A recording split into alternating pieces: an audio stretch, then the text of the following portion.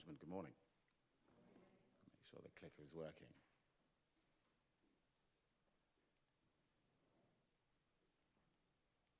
Yep, it's working. For those of you who don't know me, my name is Sidney.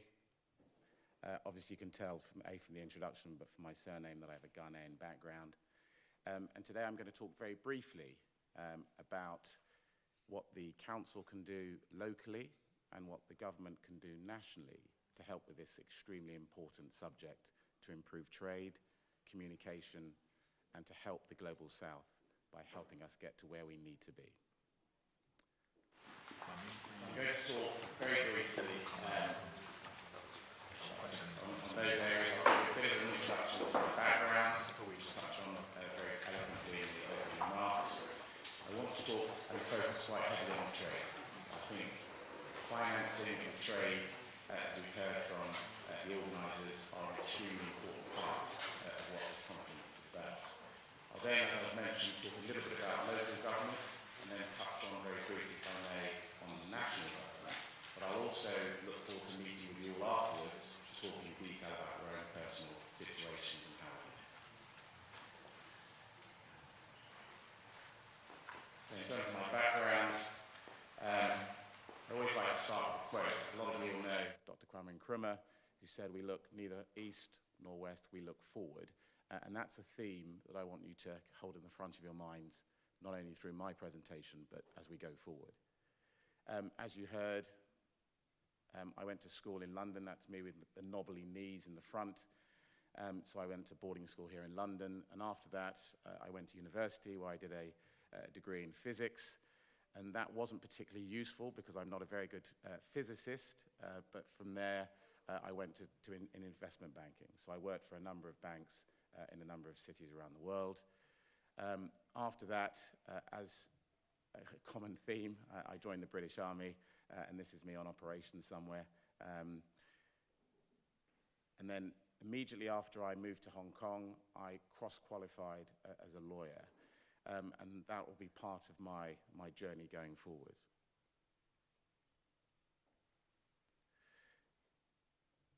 In order for me to understand a little bit more about law, one of the things I did was move to America, to a place called Boston, where I studied human rights law, United Nations law, to try and understand a bit more about the world. I was coming from a place where I thought I knew, but I wanted to make sure I did know. So I went and broadened that slightly further. That becomes important because I worked for a United States Massachusetts senator, and one of the things I did there was work in the economic committee dealing with finance and trade. So I had a very good understanding of not only where the money comes from, but I was also drafting the laws to actually deploy the capital. So those skill sets helped my journey go forward. As I said, that was on the west. I then went to the east, and having lived in Hong Kong for a short period of about 17 years, I did my second master's at the University of Hong Kong, and then I, for some bizarre reason, was the first ever black barrister called to the Bar of Hong Kong. No one quite no. No applause necessary because people still don't know why I did that anyway. So I went to the bar, and as you heard from the introduction, I practice in commercial banking and financial law.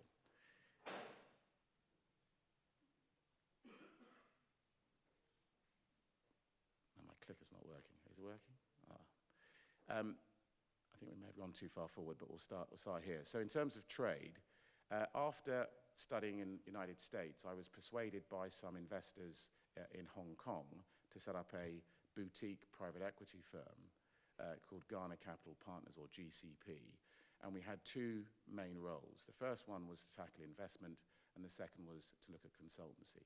How do we help the diaspora? How do we help people on the ground move to where they want to be? And as part of that, the Hong Kong government asked me to lead a small trade delegation to Lagos and to Accra. I think 2014, this photo was taken at Freedom Arch. And I'll pause here just to give you a couple of snippets, which I'll touch on in a moment. The delegates there, you'll see me standing on the left next to Perry Fung. We met with the Lagos Chamber of Commerce, about 274 businesses. We then went to Accra to meet with the Accra Chamber of Commerce and met with about 162 businesses.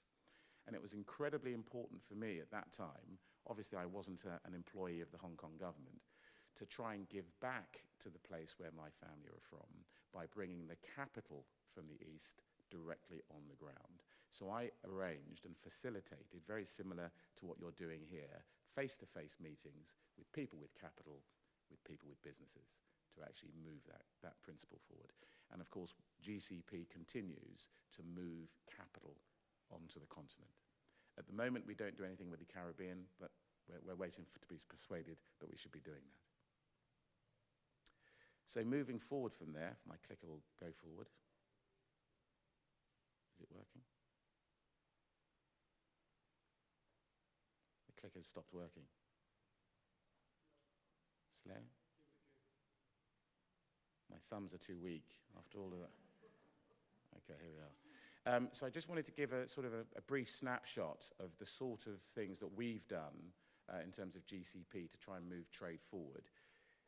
This is me speaking in Côte d'Ivoire, in Abidjan, to a number of investors about a project and a number of projects that we were financing on the continent. I think the African Investment Bank, or ACSIS, I think may have been on the ground and looked forward to one of those projects. We'll jump forward to 3 there. Oh, there we are. This is at a Hong Kong Investment Summit, and a number of you will notice, obviously not me, but the former president of Nigeria. We were introducing some investors into some of the projects that he brought to us.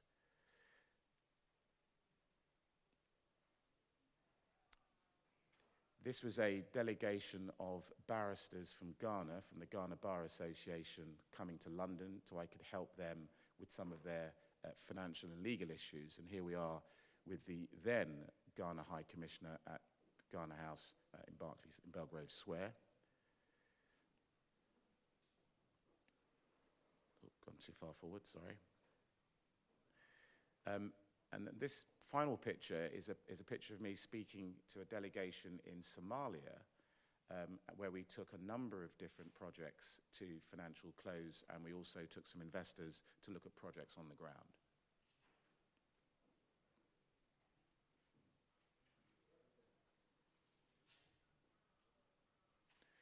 And here we can see the former president of Ghana and, of course, the former president of Nigeria here in London, but we're meeting both with financial and legal representatives on a regular basis. And I think this theme of don't look east, don't look west, but look forward is absolutely crucial to everything we've done. At this conference in Copenhagen, I was speaking to a number of different investors, and you'll see me holding, obviously I'm not very small, but the check was big. It was, I think, 7 million euros. And so we're trying to bring capital onto the continent, but we'll go where people require us to go to make sure that journey can go forward.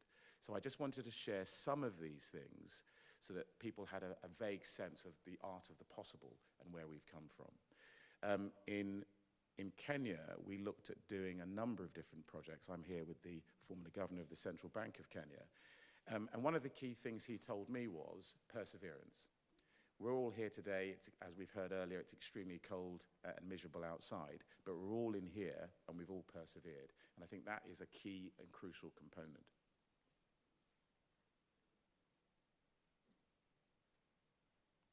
Nothing happening on the clicker? There we are. And then I think this is the final one. This is, of course, the current president of Ghana.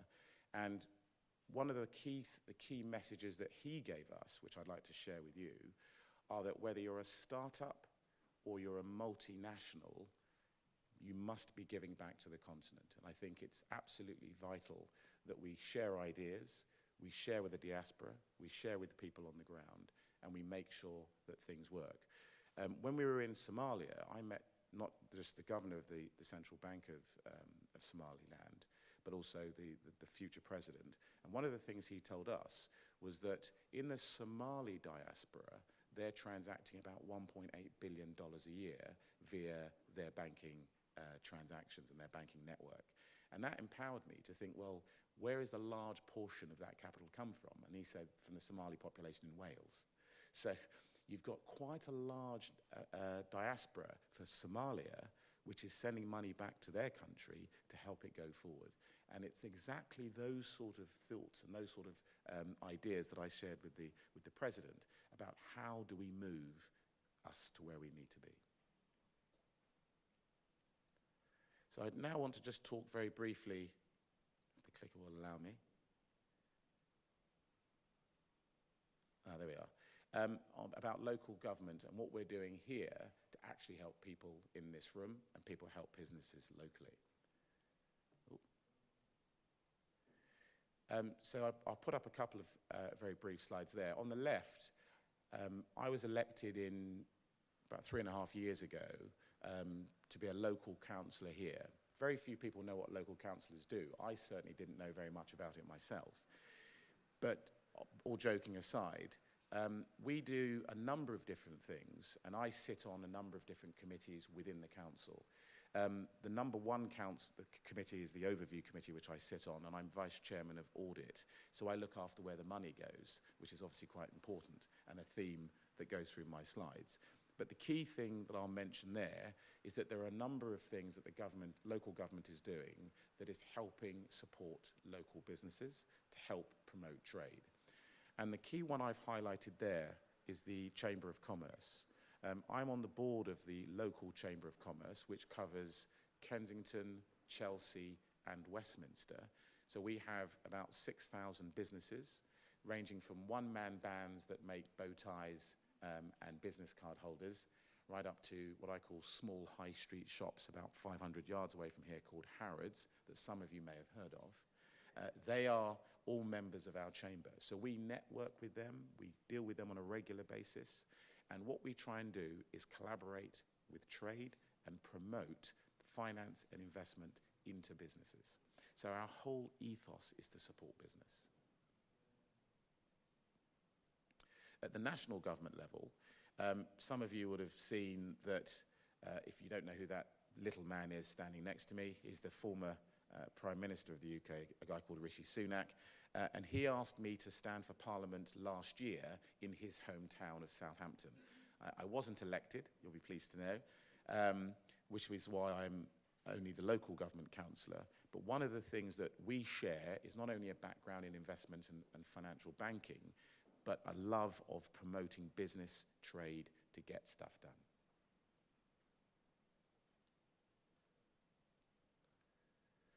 He invited me to his house for some drinks, so we put a little photo of number 10, for those of you who don't know where that is.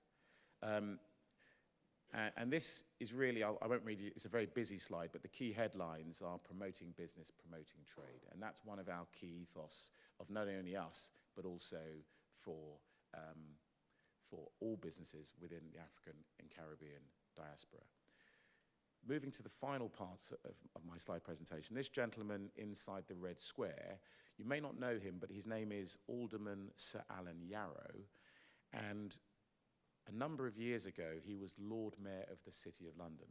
So whilst I was in Accra doing some investments into projects, this gentleman brought a delegation of 25 businesses from the City of London, covering banking, insurance, finance, and accountancy to help the City of London invest more money specifically into Ghana.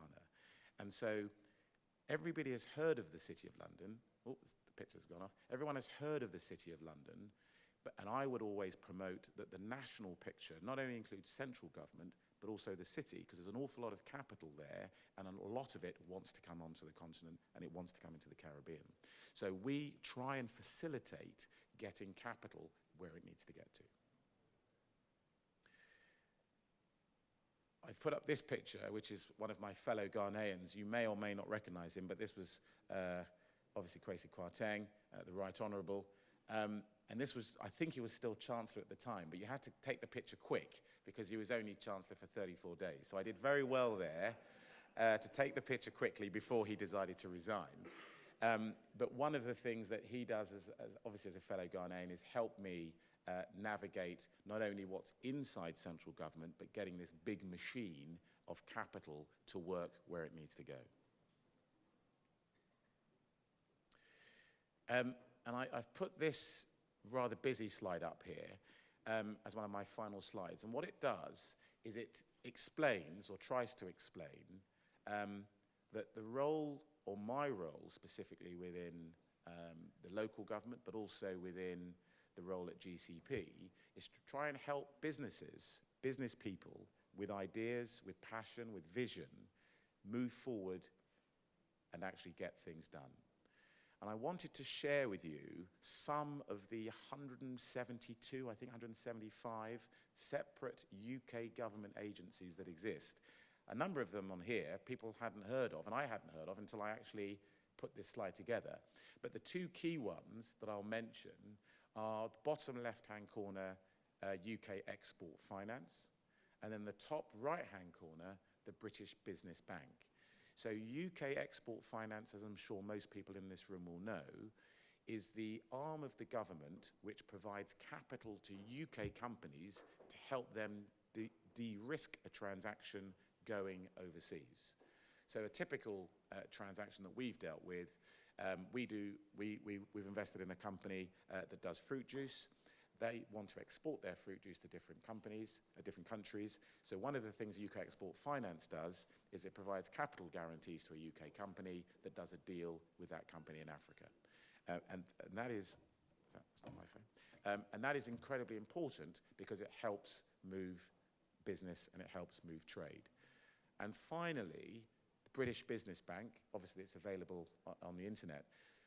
Some of you may or may not know, I checked before this conference, they've currently got a scheme in place for £500 million. I think 400 million of that is to promote African, black businesses and female-led businesses. So there's a pool of capital sitting there to the tune of about £400 million. And one of the things that we do in these presentations is to help people understand, well, why didn't we know about that? Why is Sidney telling us that on a Saturday morning when it's snowing outside? And so there's a big issue with trying to get access to where are these pools of cash, because there are clearly pools of cash available. British Business Bank's got 400 million available today for Africans and women who want to do business. So my key message and my key takeaway is that there is capital there. Persevere, as the presidents have told me over many years. Stay with it and persevere. And I think we'll get to where we need to get to. So I look forward to hearing from most of you, and I'd like to thank you for speaking today. Thank you very much.